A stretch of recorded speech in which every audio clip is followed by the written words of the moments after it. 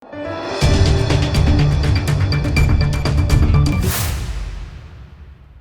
દર્શક મિત્રો, આપ જોઈ રહ્યા છો લોકમૈત્રી ન્યૂઝ. હું છું એન્કર અર્પિતા પટેલ. હવે જોઈએ અગત્યના સમાચાર.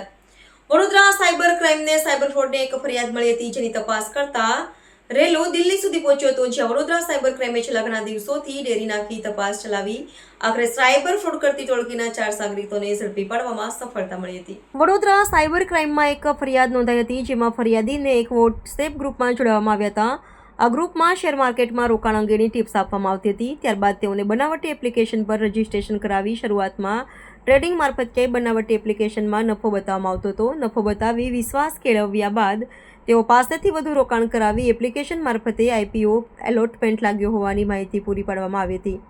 આમ જુદી જુદી કંપનીના શેર ખરીદવા તેમજ IPO ખરીદવાના બહાને ₹15,70,001ની રકમ અલગ અલગ બેંક ખાતામાં ભરાવી ₹2 લાખ તેઓના બેંક ખાતામાં પરત જમા કરાવી વિશ્વાસમાં લઈ બાકીના નાણાં પરત ન કરી ₹13,70,001ની નાણાકીય છેતરપિંડી કરી હોવાની ફરિયાદ નોંધાવી હતી.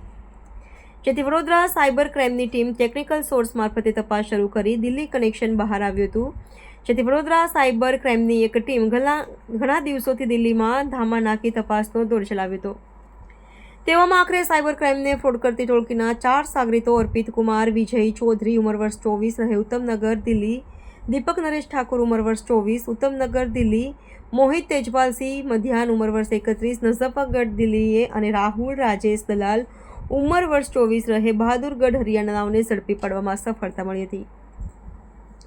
સાયબર ક્રાઇમની ટીમ આ ચારે પાસેથી રોકડા ₹5,50,000, 24 ચેકબુક, 5 લેપટોપ અને 24 મોબાઈલ તેમજ ડેબિટ કાર્ડ, વિવિધ કંપનીઓના 11 સ્ટેમ્પ કબજે કર્યા હતા. આરોપીઓ પાસેથી મળી આવેલી ચેકબુકની પોલીસે તપાસ કરતા NCCRP પોર્ટલ પર કુલ 76 ફરિયાદો નોંધાયેલી હોવાનું જાણવા મળ્યું હતું. Bureau report, Lokmaitri news, Vadodara. Lokmaitri news સાથે જોડાયેલા રહેવા અમારા YouTube ચેનલને સબસ્ક્રાઇબ કરી ફેસબુક અને Instagram પેજને લાઇક અને શેર કરો.